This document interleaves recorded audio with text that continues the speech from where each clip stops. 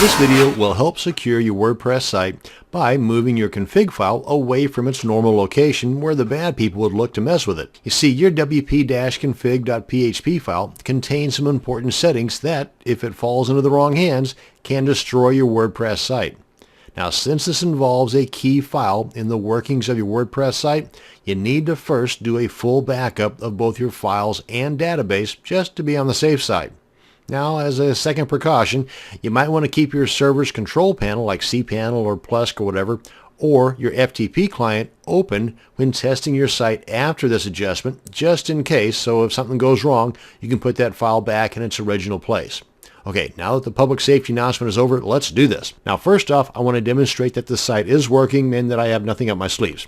Now, here's the WordPress site that we're going to be making that adjustment on, and here is just a quick demonstration that the pages are working and that hopefully they will also work after we're done. Okay, now then, let's go ahead and bring the timer in here and get that going. Now I want to open up my FTP client, and again, you can do the same thing I'm going to be showing you here in your cPanel, control panel, Plusk, or whatever. And I'm going to go ahead and log in, and I'm going to log in securely so we can maintain that air of security.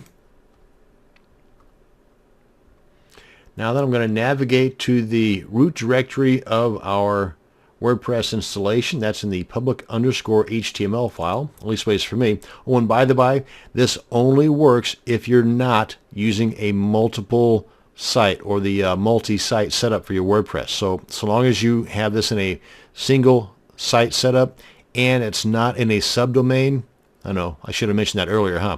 So long as it's not in a subdomain and that it's not a multi-site setup, then you're good to go. Okay, now that I'm in the root directory, let's go ahead and go on down and find our wp-config.php file. That's right here. I'm just going to left-click, hold, and let me move this up here first so that I can show you that this is our path right here to the public_HTML, and I'm going to put the wp-config file above, in this order, I'm going to put it above the public_HTML. So I'm going to put it in the same folder or directory that the public_HTML is in. I'm going to do that by just left click, holding, and dragging this on up and dropping it right in there.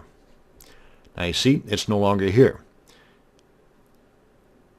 It is, in fact, if I click on this, and you can see that this is where the public_HTML is now that we used to have to get into to get to the config file. Well, if we scroll on down further, that's where the config file is. Now let's go ahead and check out our site just to make sure it's not broken. And refresh. Yay. Check out a page or two. Yay. And we're still in business. Now, when the bad guys try to find our config file by going to where it's normally located, they're not going to find it, and they're going to get discouraged and go on to the next person's site that is not as secure as this one. And that's going to bring us to the end of this video on how you can lock down your WordPress site in less than 5 minutes. Thanks for watching, and you have a great day.